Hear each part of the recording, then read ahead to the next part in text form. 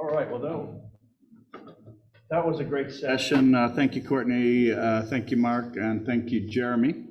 As always, and now I'm going to ask JoJo to come on up, and she's going to moderate the next session. The title of this session, I'm really excited about this one. First time we've done it. It's called Wearing It Proud, Non-Invasive Neuromodulation Melds with the Wardrobe. So JoJo's going to introduce our panelists, one of whom is physical, and two of whom are virtual. Metaphysical. Ooh, okay.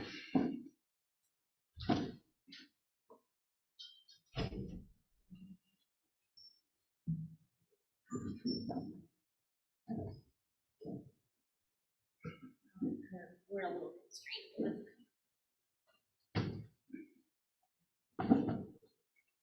So the timing of the last panel and the conversation that started there probably couldn't have been more perfect if we planned it. So I'm just going to take credit and say we did plan it. Unlike yesterday, I am allowing slides today. I didn't want to go broke on buying scotch for people. So when we think about wearables, I think most of us, I would say that a couple people in this room and on Zoom are probably actively touching their Apple Watch right now. And we use our Apple Watch or our Ironman watch to tell us how we're breathing, how we're resting, moving, sleeping, standing too much, too little, sitting too much. But today we're going to take wearables beyond the wrist and look at wearables as a whole body experience. And I think there are some exciting technologies that are currently available, which Heather's going to help us understand, and some tools, in this case, fabrics with integrated electronics, printed technologies that we're going to have in the near future. And of course, we're going to talk about how all of this gets regulated.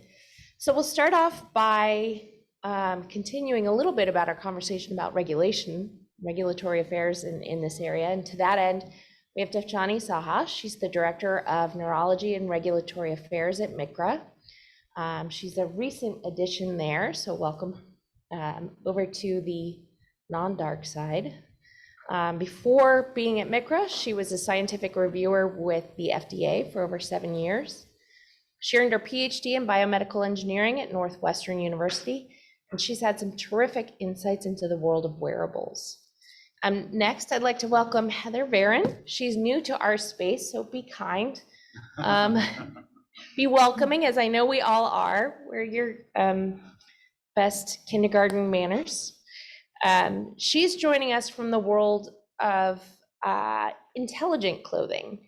And I say that as a differentiator to fashion design because there's quite an extraordinary element of technology in her history. She's the VP of Design and Activewear in the fashion industry and intelligent clothing. She's an adjunct professor at Fashion Institute of Technology and works closely in concert with MIT to develop next-gen wearables. And she can share with us some of the very unique perspectives that I hope will inspire us to think about where we can take wearables from our side of the technology spectrum. And finally, we'll be joined by John Sakai. John is not only a co-founder and executive advisor to the Cleveland Neurodesign Innovation Fellowship, and also a faculty member of our workshop that we held in September, but he's also the head of commercialization for Psionic. He holds a master's in mechanical engineering and some extraordinary experience at places like NDI Medical, Lewis Stokes VA Medical Center, the Cleveland Clinic, and more. And with that, I'd like to turn it over to Dr. Saha. Thanks, JoJo. Can everyone hear me? Yes. Great. I'm trying to share my slides. Is she sharing the screen, or does she want me to? If you can share, let her share her screen. Martin, Please. can you let her share screen? I think whoever's sharing right now has to talk. Oh, that's me. Sorry.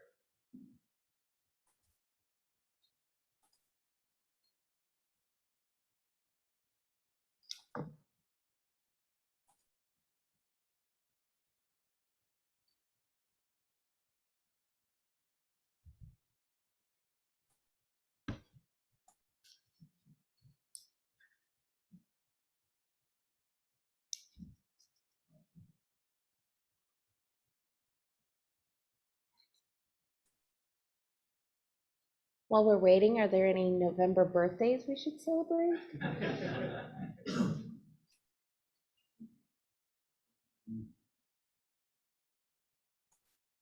Yeah, I'm having the problem with the stop sharing. I can't stop sharing. Are you oversharing, I'm Jim? oversharing. I wish Zoom had a keyboard shortcut. Yeah, I guess that's what I'm gonna have to do. Except it's not obvious. Can we just have Heather present first? Would that be okay? Heather, are you okay with that? Sure. All right. Sorry, Johnny, we're gonna No worries. we'll That switch works. over in Never just a mind, minute. never mind, we figured it out. Oh, okay. Okay, sorry about Never mind. that. Dr. Shaw, Dr. Saha, do you want me to load your slides or do you want to share your screen? I think it'd be good if I could share. It's saying it's disabled right now, but I will make you a co-host, and now you are free to roam about the internet. thanks, you guys.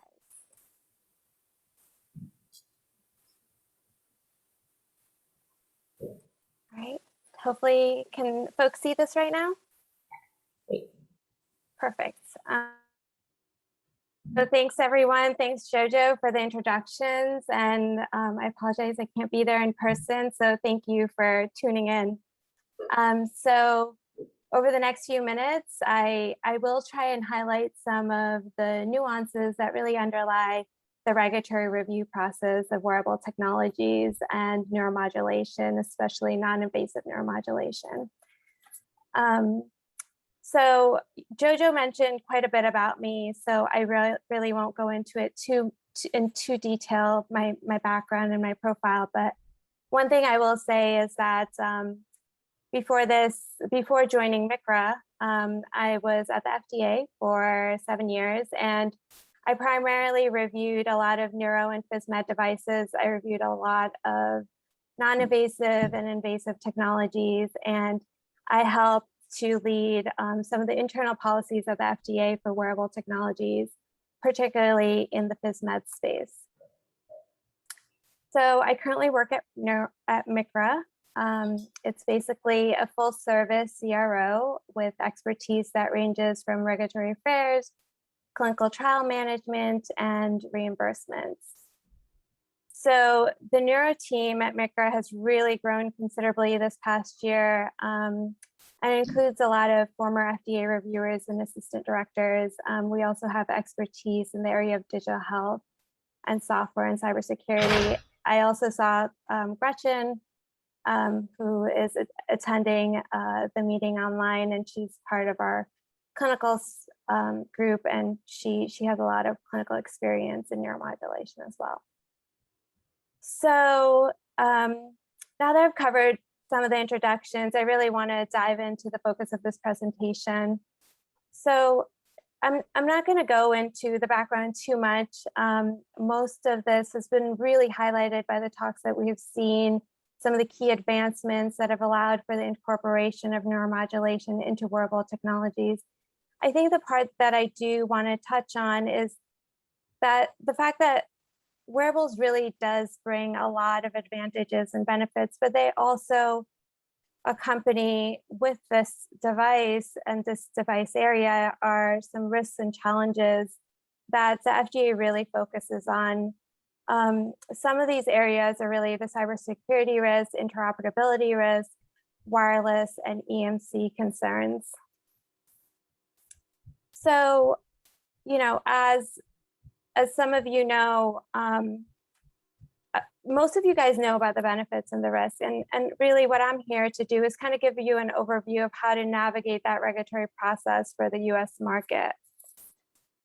So to help us understand that regulatory process, I made this case example up for the purposes of this presentation. It's for a wearable non-invasive vagal nerve stimulator with the indication for treating freezing of gait associated with Parkinson's disease. So using this case study, let's try and break down the steps that help determine the kind of level of FDA oversight that may be needed. So the first step is really to determine if the product is a medical device and therefore would be considered under the purview of the FDA. The FDA definition for the medical device is given here in its entirety. There's a lot of text here, but I tried to highlight the important features in red. So basically, medical devices are things that are intended to diagnose, cure, mitigate, treat, or prevent, or it can affect the structure or function of the body. So, and really one small nuance is that the primary intended purpose can't be through chemical action, and that would be considered a medical device. Now that we have some understanding of this definition, I'd like to apply it to our case study. So this one's pretty simple, a vagal nerve stimulator for freeze gait.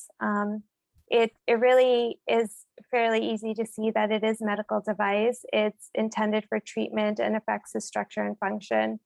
Sometimes this is not such an easy scenario. There can be times where you really have to look at the claims that the device is making to see if this is something that the FDA would have oversight over. So if you believe that your device does fall under the oversight of FDA, what do you do next? So the next part is really the FDA classification and the regulatory pathway. So how do you get your device to market? So this can be really challenging. And I've heard folks kind of allude to the classifications and the regulatory pathway throughout yesterday and today. So well, I'll go through kind of the general overview. So the classification system that the FDA has in place is based on the risk of the device. So devices that are low in risk, such as a common suture needle, are classified as class 1, and they're typically exempt from pre-market notification. So in other words, these devices don't need regulatory submission to the FDA. However, they would need to register and list with the FDA to market their device. They also may have GMP associated with it. So medium or moderate risk devices, they're typically classified under class 2, and they would need to submit a regulatory submission to the FDA in most cases. If the device is similar in technology and use, if the device is actually similar in intended use, and the technologies is somewhere similar to something that's already legally marketed, then it's likely going to be a 510K to the FDA. As was mentioned before, most of the time, a 510K submission doesn't need a clinical study or clinical data. However, if the device is not comparable enough to something that's in the market, then the device would need a de novo application. With de novos, the device generates a new device regulation, and that requires some clinical data to support FDA approval. So finally, the high-risk devices fall into the classification of class 3 and requires pre-market approval or PMA. For a PMA, it's almost always the case that you would need clinical data. It's a fairly lengthy process for regulatory approval by the FDA.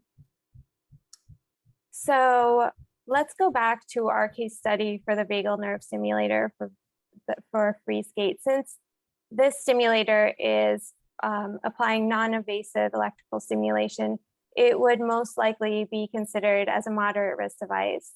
And since there's no similar devices that are currently being marketed, a de novo application would likely be needed. So, this is a generalization, but in most cases, non-invasive neuromodulation systems would require some sort of FDA regulatory submission, either through a 510K or a de novo. So once you have the classification of your device, it's a really good idea to start formalizing your data collection strategy. So the first part of your data collection typically involves non-clinical or bench performance data. This table really provides a general overview of some of the non-clinical testing that may be useful for non-invasive wearable neuromodulation systems. And I won't go into too much detail regarding this testing, but I've included the links associated with some of the FDA guidances that have been provided with regard to these testing requirements. So, you know, as I discussed previously, sometimes clinical testing may be needed. And when it comes to clinical testing, the main advice I give to my clients is to really carefully craft their indications for use statement. That indication for use statement basically describes how the device can be used, in which population and under what conditions. So any claims that the device is marketed with must be consistent with that indications for use statement. Otherwise, there's a chance that the FDA may consider the device misbranded. So when you're thinking about your clinical study, you want to make sure you design it in a way that will really support your indications for use.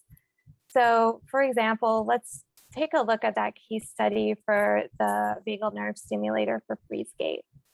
The clinical study for this device can be something as a randomized control trial involving adult subjects with mild to moderate Parkinson's disease that exhibits freeze gait.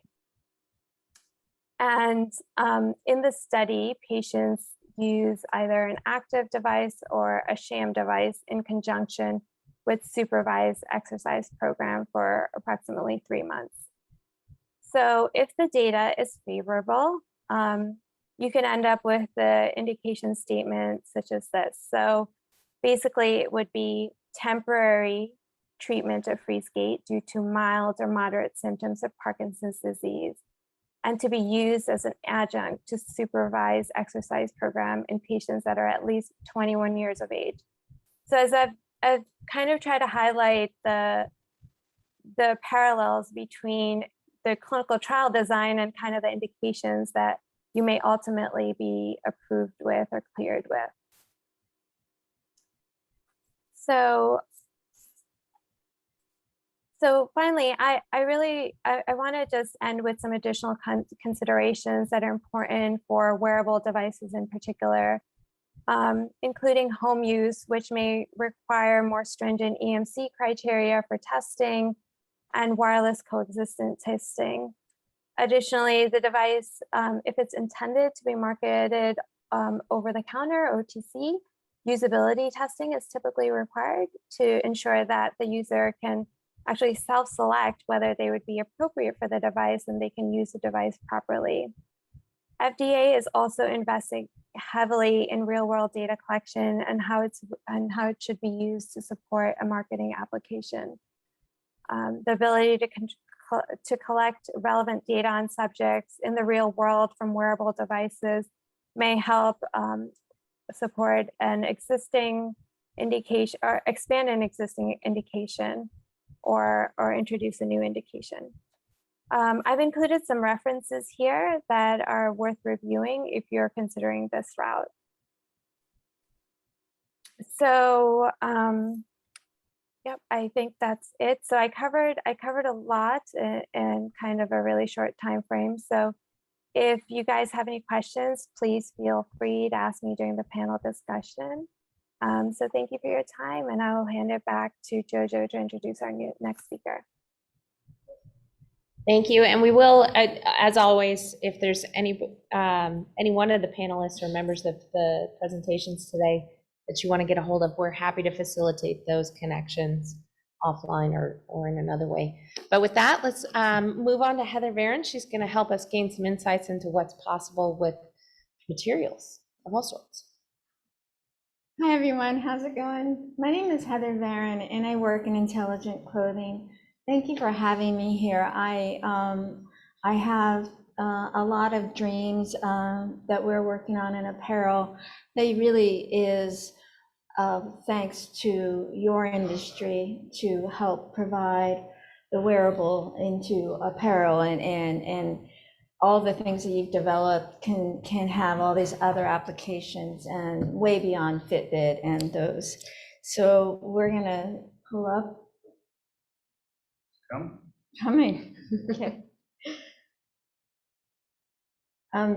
There'll be there are 3 areas in the market that we're gonna cover. One will be the neo-nomad, which is, about a 30 to 40-year-old explorer who's very much thinking about what will happen post climate change and how we're going to use science to survive and to keep ourselves safe and comfortable. So the neo-nomad has a lot of different uses, and this emerging sector is primarily, we're going to see it in outerwear and the apparel. So first thing that we're using is we're just using the sun. I mean, we are all pretty tired of running around plugging things in. I mean, as we need to have charge banks. If you're on a 17-day trek through Nepal, the more you're carrying, the heavier it is, and it's so there's a solar cell fabric has developed a PV cell which is embedded into the textile, which will generate electricity. So in the prototype you see at the top, there is the solar cells are in patches inside the shoulders where you're going to reach the most sun, and they also will zip out because at the moment these aren't washable. In the backpack, it's also the solar cell is charging either a warming device or it can charge a cooling device. You could even put your food in there and keep it cold or warm as you need it. Another way we're using the sun is just with a very old technology, it's just glow in the dark.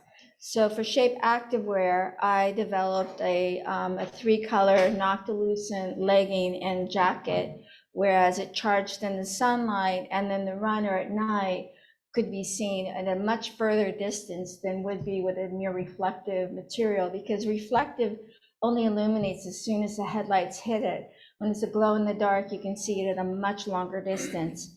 Volleyball has its own version, which is they call it the solar charged jacket. And this is where they've embedded the noctilucent chemicals into the fabric itself. And the fabric you can ride on with your pen light, or it'll just charge by day and then at night it'll illuminate. And in the textile area, Scholler and many others have begun to learn to laminate heating and devices into their fabrics. Now, a problem we've had in my industry is that they don't stretch with the body. So there are bioelastic tissues now so that these components can now stretch. So there are layers where the heat source and the heat transport have a movement and that they won't break upon a body's movement. There's ways to do it in certain areas, or we can do the whole fabric. There's another prototype below, which was a jacket I developed where I was using Flying Textiles eye warm device. Now this is an app controlled warming device. You can push it with a button on the front, or you can use your phone. The device is bonded to the fabric in the back of the jacket. The inner jacket is made of a seamless fabric using graphene. So I'm allowing those properties to be in multiple uses on one very, very thin layer. We're going to go to the next part where we call the super textiles. Now, I would say Superman textiles, but this is super everyone textiles. Dyneema is the same material that they use for bulletproof vests. Now that's been modified, and it's now created into a fabrication that's used by brands CP and Company and Volleyball. You have the ability, it's 15 times stronger than steel. It's lighter than nylon, and it's UV protectant. And another great aspect of this fabric, it's not metallic. You're an optimal fabric to bond your wearable devices. So that's and that is, this fabric, also super textiles, another part of this that's very important to me in particular, is that I believe that durability is sustainable. The longer a garment wears, the less you need to buy. If you have your jacket last 100 years, you've saved landfills and materials in an enormous way, much bigger than recycling and reusing polymers. You all know about graphene. We use it in fabrics. It's taken a while, but it's finally very much in the commercial world. So the struggle I have is that getting all these great items into a scalable, expandable market. So Reebok, Norda, it's being used in tennis rackets. So in sporting goods and fitness, we have graphene being embedded into our products in a very large way.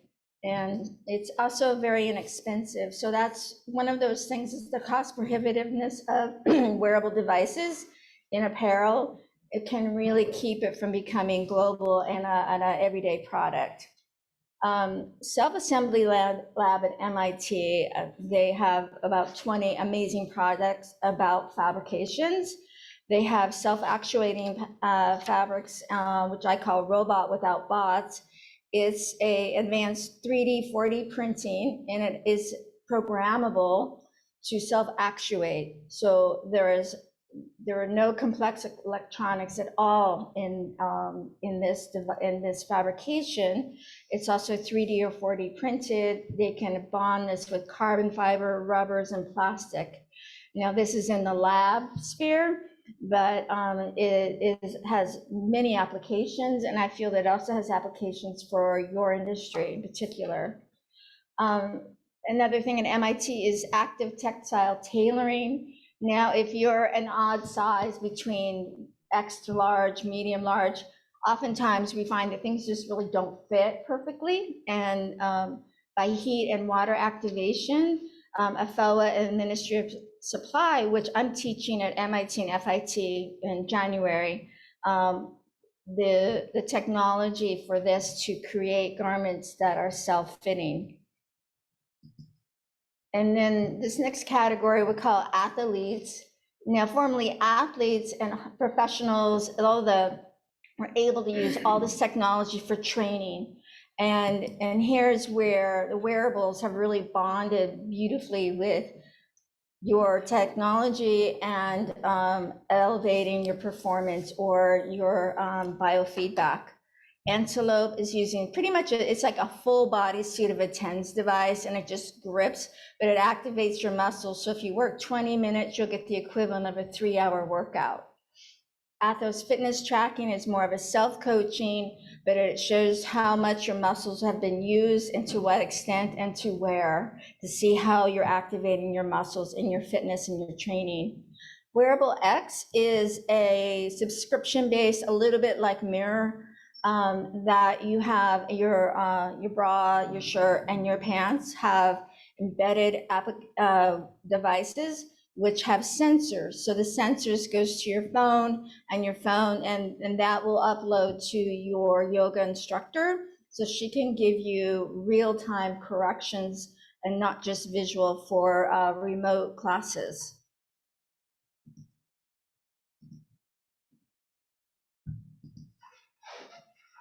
So a few other items, a weightlifting belt that expands and contracts with your inhale, exhale, and your muscle extension and compression. Biologic has a synthetic bioskin that reacts to your body heat and your sweat, and it's via living actuator. So there's no devices in this. Okay. Now, before I go on, I also wanted to point out that I have embedded QR codes with every one of these technologies that I'm describing. So to learn more, you can just use the hyperlink or hit the QR code to learn more about it. In the great market, Under Armour has a range of men's running shoes that has embedded with their app UA Map My Run. Danu sock is another like gait training analysis. It's a sock with the embedded device. So this is great for soccer players and runners. It's primarily been focused towards soccer. And then our next and last part of this is in a way, the most important thing, because like we want to use intelligent clothing design to, it's not just clothing is not just an exterior, how I look, how expensive it is, how great it is. In the fashion industry, we really want a good design for inward reflection. So we've taken some of these things and used it for biofeedback, acupressure, and for increasing our meditation practice. Ghost Flower has an acupressure apparel line, which they use pressure points that you activate with your hands, the roller stretching and vibrate. Mindfield eSense has a wearable sensor that is a biofeedback that tells you how well you're focusing, how stressed you are. So this is to increase somebody's meditation practice, but we've kind of borrowed this from you guys, which is it's great because that research can now become a bigger product. Hyper Ice meditation pod, it's more of a holdable than a wearable, but it's this pod that you can hold, and then it gives you biofeedback, it pulses, it's another way to increase your meditation practice. And it's pretty portable, it can go anywhere. So finally, I really appreciate that you've given me this time to really share with you like how inspired we are in fashion and clothing. And I hope that some of these have inspired you as well. Thank you. Thanks, Heather. And now I'll give Jim just a couple minutes as we're going to go back over onto the Zoom platform with John Sakai. And thanks for joining us. John, we did try and arrange for an actual in-person demonstration of what John's about to show us. But we just couldn't make FedEx work fast enough for us. So we'll rely on you to walk us through it on video. Sure thing. I'll get started while I wait for my rights here. So yeah, thanks for the invitation to participate. I'm excited to talk about our product, just to kind of give a real world example to what we think is interesting and upcoming. So here, I'm going to share my slides here and hit play. Okay, so like every good product story, our neural sleeve comes from an unmet need. So our company was founded based on our founder Jeremiah Robinson's need to provide better solutions for his daughter who is diagnosed with cerebral palsy. And as a technologist, a software developer in Silicon Valley, working for places like Jawbone, he was just unaccepting of the disparity between consumer technology and med tech. And Dave Anderson gave us a great story about that previously, and really that this disparity in ability and cost of consumer technology hasn't produced a scalable solution for helping those with mobility challenges. So we've come up with the neural sleeve. And this is a wearable fabric device with embedded hardware and sensors designed to measure movement, both muscle activation and limb movement, and deliver electrical stimulation.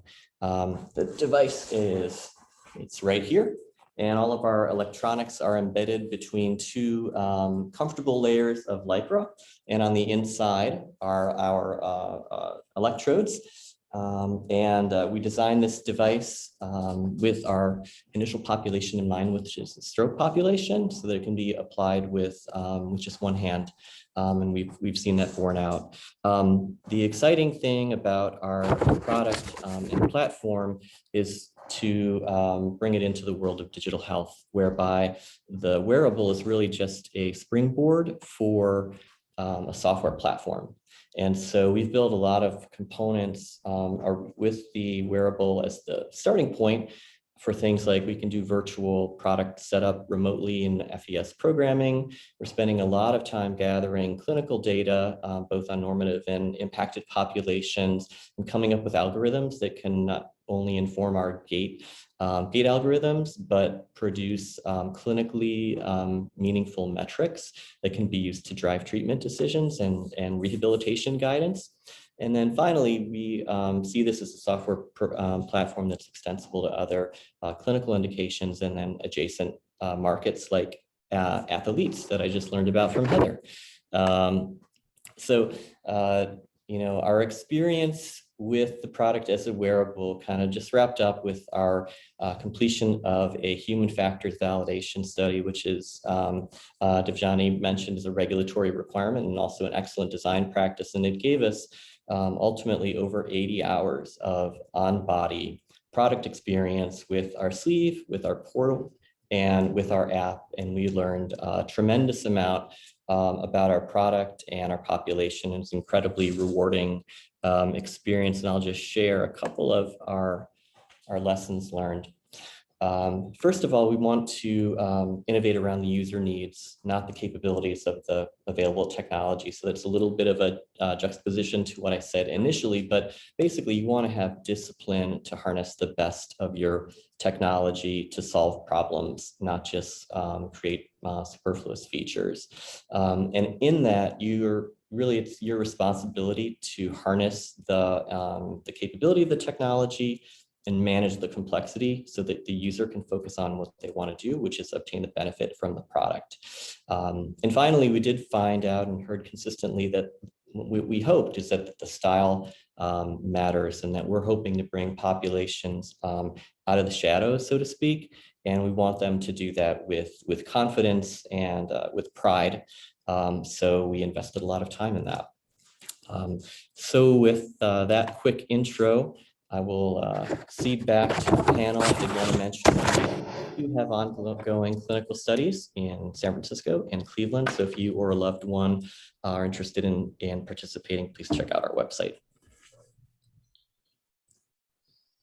Thanks, John. I think one of the great things was actually one of your last points, which style matters, which is one of the reasons I'm so excited about the panelists that we have here, is that this is an opportunity to merge the fields of fashion, high fashion and technology and performance enhancement over to therapeutics. And there's no reason why the two can't work together.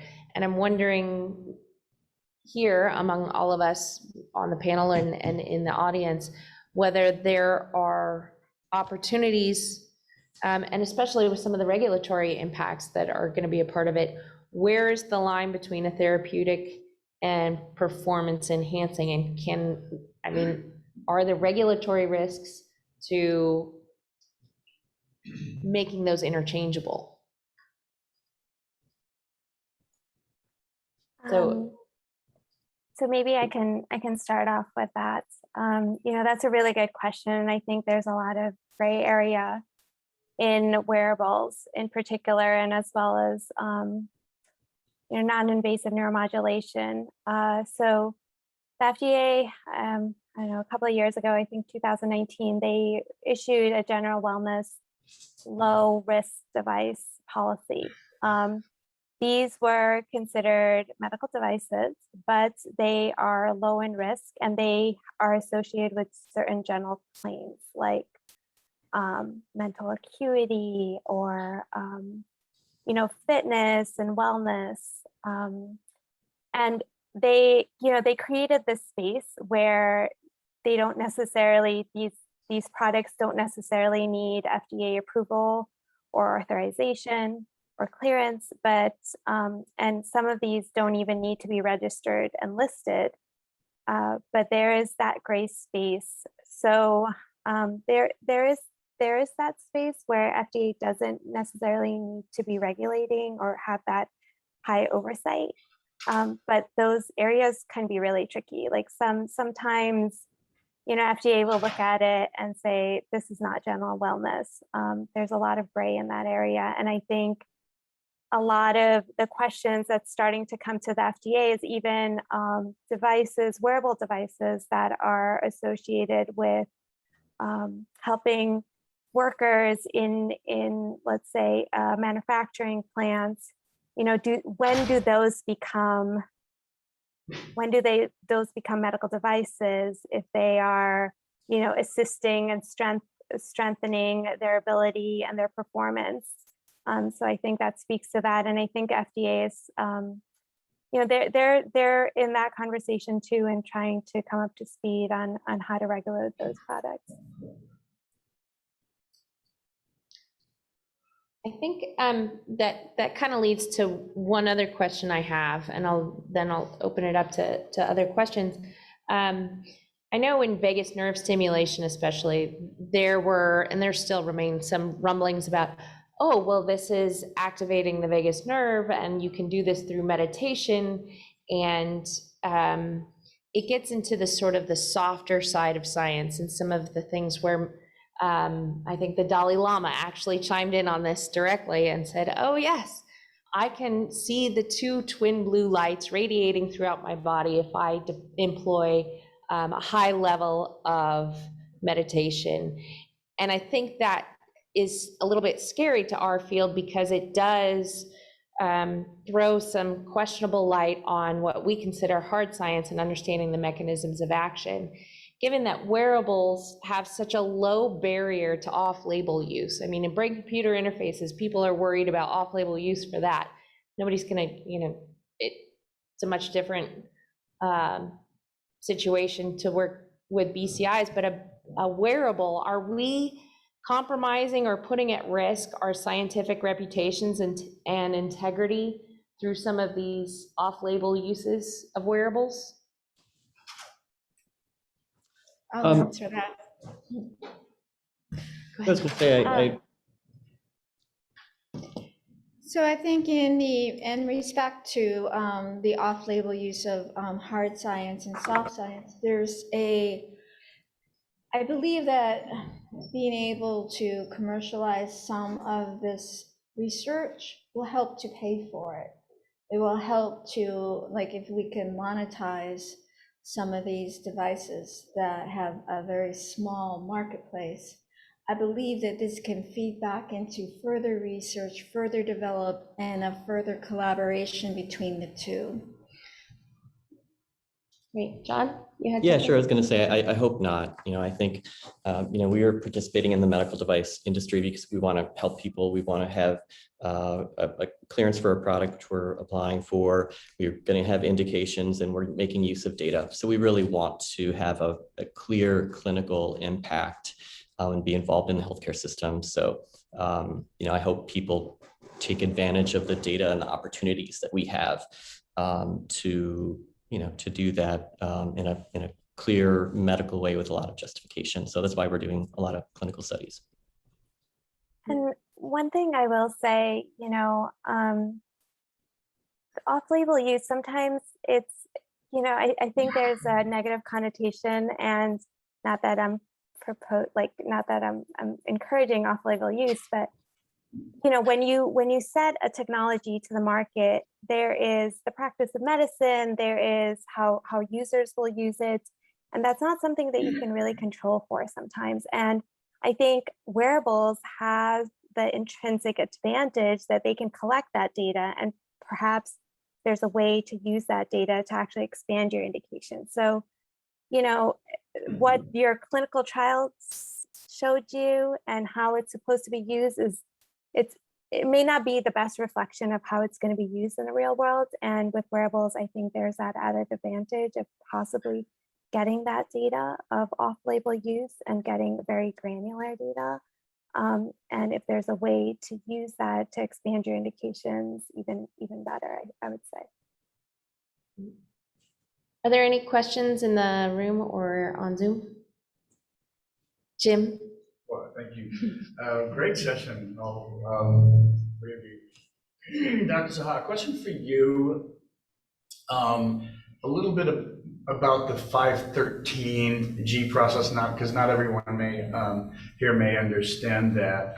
And specifically, if you have a vendor, which I expect you may get, or the FDA may get more of in the future, who are developing wearable, non-invasive neuromodulation products where they might want one version to address a medical problem, but another version for consumer or wellness applications.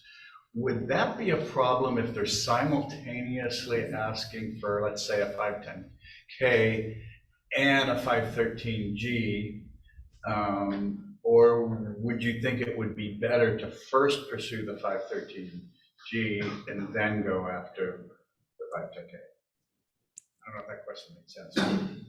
Yeah, so maybe I could just rephrase it. So you're saying if there's a particular company that is wanting to do more of a general wellness claim, as well as what they believe would be in the 510K realm, what is the best way to kind of manage that and do that? Is that correct? Yes. Yeah. Okay. So what I would say is that's not uncommon. There are definitely devices that can be, that will have general indications and general wellness indications that wouldn't fall under the purview. And then there are devices that you feel are in the 510K lands. What I would say is that, if you're going with a 513G, one thing I will tell you is it is encouraged by FDA. The timelines on those are not as strict as they're not MDUFA goals. So sometimes they can take a really long time to get back to you unless it's a very fairly straightforward pathway for them. So that's one thing that I have heard from clients, that it may take a little bit of time to get that approach. But as far as what to do when, I think sometimes with the general wellness indications that can get tricky. There's a lot of gray in that. And what I've seen during my reviews is a lot of clients are fairly confident that it is a general wellness. And then when the FDA looks at it, there are different risk profile that they may attribute it to. So that's one thing to keep in mind, but I don't think there's any real, like, it can be done in parallel if based on kind of the marketing and finance schemes of the company. I think we are hitting up against lunch, so unless there are if there are other questions, I can facilitate those directly to any of our panelists. And with that, Jim, I'll let you turn us loose. Okay, well, thank you very much. I think this was a great panel. So we're going to break for lunch.